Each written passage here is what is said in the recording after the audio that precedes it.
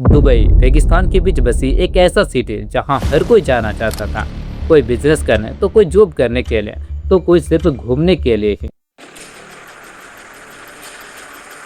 The cityscape has changed beyond recognition. Dubai, the most luxurious place in the world. Ask a lot of people, have you been to the Middle East? And they'll say, oh yeah, Dubai. The city is now a global business hub and luxury tourist destination that boasts the world's tallest building and a police force that drives supercars. लेकिन 70 साल पहले Dubai में ना तो कोई ऊंची building थी और ना ही कोई लग्जरियस कार और ना ही यहाँ कोई टूरिस्ट घूमने के लिए आते थे। यहाँ बस सिर्फ रेगिस्तान था, समंदर था और एक बड़ा सवाल, इस जगह का फ्यूचर क्या होगा। आज वही दुबई में दुनिया की सबसे ऊंची इमारत बुर्ज खलीफा है। यहाँ हर साल लाखों लोग जो है इस शहर को देखने के लिए आते हैं। लेकिन अगर आप किसी आम आदमी से पूछोगे कि दुबई जो है इतना रिच कैसा हुआ, तो 10 में से जो है 9 लोग आपको सिर्फ यही कहेंगे कि ऑयल की वजह से। लेकिन ये पूरा सच नहीं है। इनफैक्ट ऑयल दुबई की जीडीपी का जो है सिर्फ 1% कंट्रीब्यूट करता है। 50 years ago, oil was discovered here in Dubai. It helped build this modern metropolis, but the resource accounts for less than 1% of the state's GDP. अगर सिर्फ ऑयल मिल जाने से कोई देश डेवलप्ड हो जाते तो वेनेजुएला, जिनके पास जो है वर्ल्ड का सबसे ज्यादा ऑयल है, तो ऐसे में आज वो सबसे डेवलप्ड कंट्री होते। इनफैक्ट दुबई के पास इतना ऑयल भी नहीं है जितना उनके जो है पड़ोसी देशों के पास है, बट स्टिल इन सबको बीट करके जो है वर्ल्ड में नंबर 1 पोजीशन में है। Dubai's non-oil private sector, it has expanded for a third consecutive month. The tourism sector here in Dubai continues to drive the city. The oil was used to fund Sheikh Rashid's existing strategy of basing Dubai's economy around trade, tourism and finance. 1937 जब Dubai जो है तेल की तलाश में था, सालों तक खोज चलती रही, लेकिन हर बार जो है निराशा ही मिलता रहा। लेकिन उनके पड़ोसी मुल्क अबू धाबी को 1958 में जो है तेल मिल जाता है और उनकी किस्मत बदलनी शुरू हो जाती है। लेकिन दुबई के पास जो है अब भी कुछ नहीं था। फिर आता है 27 मई 1966 जब दुबई को भी जो है तेल मिल जाता है। लेकिन कहानी में जो है एक दिक्कत थे, ये तेल जो है रेगिस्तान के जमीन के नीचे नहीं था, बल्कि समंदर के गहरे पानी के नीचे था। इसे ना तो लोग देख सकते थे और ना ही आसानी से निकाल सकते थे। वो बहुत अच्छी तरह से जानते थे कि हमारे पास जो है तेल लिमिटेड है और ये कुछ पीढ़ियों तक जाने के बाद जो है खत्म हो जाएगी और फिर दुबई जो है वही रेतली रेगिस्तान पर आ जाएगा। इसीलिए शेख रशीद ने जो है तेल मिलने के बाद जो फैसला लिया वो सबको हैरान करके रख दिया। ज्यादातर लोग क्या करते हैं, जब उनके पास पैसा आता है तो वो जो है महल खड़ा करते हैं, लग्जरी प्रोजेक्ट या सैनो शौकत पर जो है खर्च करते हैं। लेकिन शेख रशीद ने जो है कुछ अलग सोचा।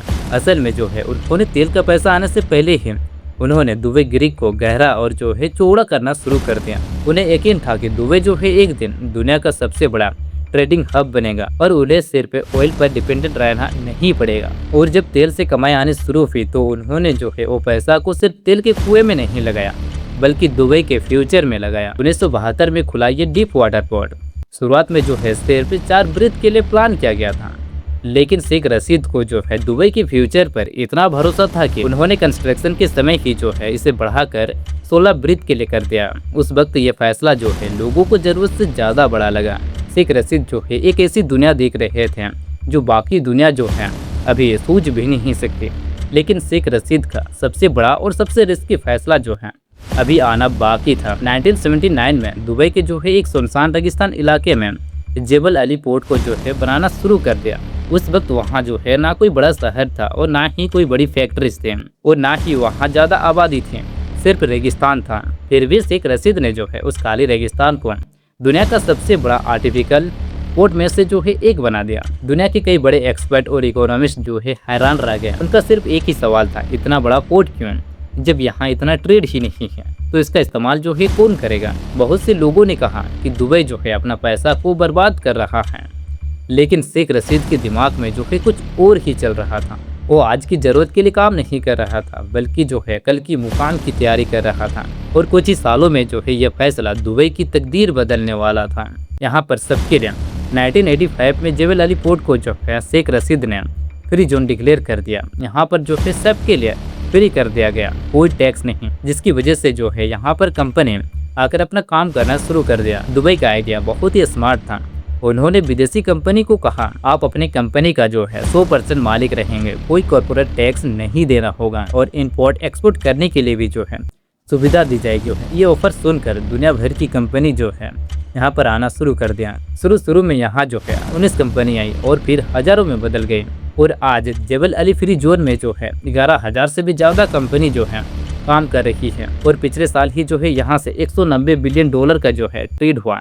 और सबसे बड़ी बात यह है कि पिछले 20 सालों में जो है यहाँ 10 लाख से भी ज़्यादा लोगों को रोजगार मिला और यहीं से दुबई का जो है असली मैजिक शुरू होता है। एक ऐसा मॉडल जिसे बाद में जो है दुनिया के कई देशों ने अपनाया, इंडिया से लेकर साउथ अफ्रीका तक।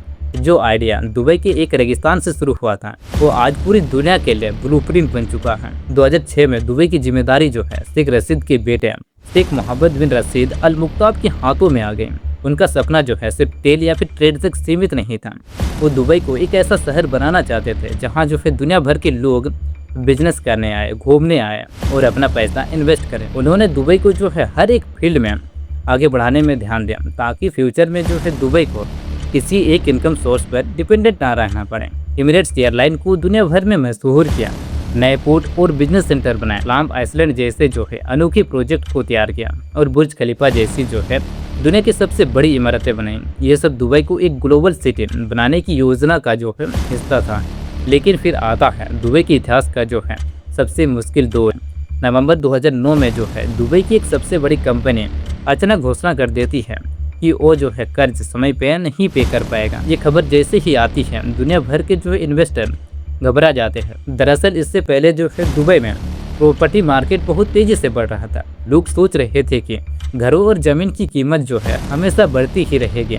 लेकिन जब जॉब मार्केट गिरा तो कई इलाकों में जो है ज़मीन और घरों की कीमत जो है आधे से भी कम हो गए हैं और दुबई पर जो है कर्ज का बोझ बढ़ता गया। हालात इतनी खराब हो गई थी कि लोगों को लगने लगा कि दुबई जो है कहीं अपने कर्ज को चुकाने में नाकाम ना हो जाए। तब अबू धाबी जो है मदद के लिए आगे आया और उसने दुबई को अरबों डॉलर का जो है मदद दी, जिससे दुबई को जो है अपने कर्ज चुकाने में और आर्थिक तंगों से जो है निकलने में मदद मिली।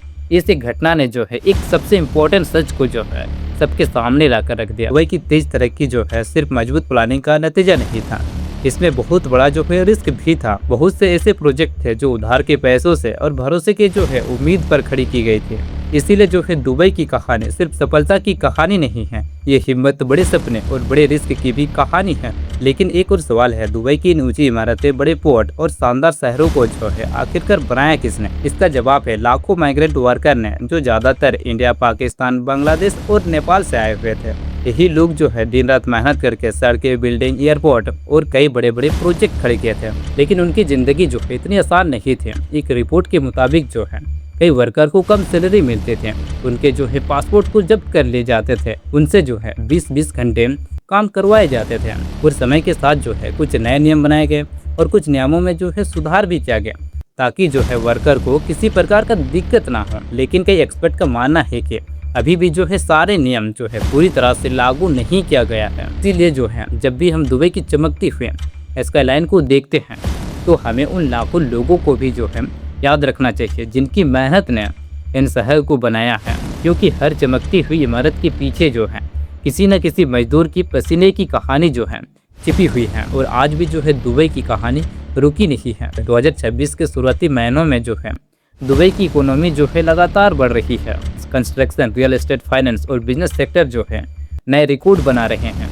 लेकिन अगर इसका सफ़र को जो है सिर्फ एक लाइन में समझा जाए तो इसका क्रेडिट जो है सिर्फ 2 लोगों को जाता है। शेख रशीद ने जो है बहुत पहले ही समझ लिया था कि तेल जो है हमेशा नहीं रहेगा, इसीलिए उन्होंने जो है दुबई की फ्यूचर की नींव ट्रेड, पोर्ट और इंफ्रास्ट्रक्चर पर रखी। फिर उनके बेटे शेख मोहम्मद ने जो है उनके सपने को और आगे बढ़ाया। उन्होंने दुबई को टूरिज्म, बिजनेस, एविएशन और फाइनेंस का जो है ग्लोबल सेंटर बनाया। आज भी जब लोग जो है दुबई को देखते हैं तो उन्हें सिर्फ जो है बुर्ज खलीफा या फिर चमकती हुई इमारतें ही नहीं दिखती, उन्हें एक ऐसा शहर दिखता है जिसने जो है बड़े शहर देखने की हिम्मत की, एक ऐसा शहर जिसने बड़े रिस्क लिया और एक ऐसा शहर जिसने रेगिस्तान के बीच जो है खुद की किस्मत लिखी। 70 साल पहले जो है यहाँ सिर्फ रेत था, समंदर था, लेकिन आज ये दुनिया के सबसे मशहूर शहरों में से एक खड़ा है। लेकिन दुबई की कहानी जो है अभी यहाँ खत्म नहीं हुई, क्योंकि हर दिन जो है इस रेगिस्तान में एक नया चैप्टर लिखा जा रहा है।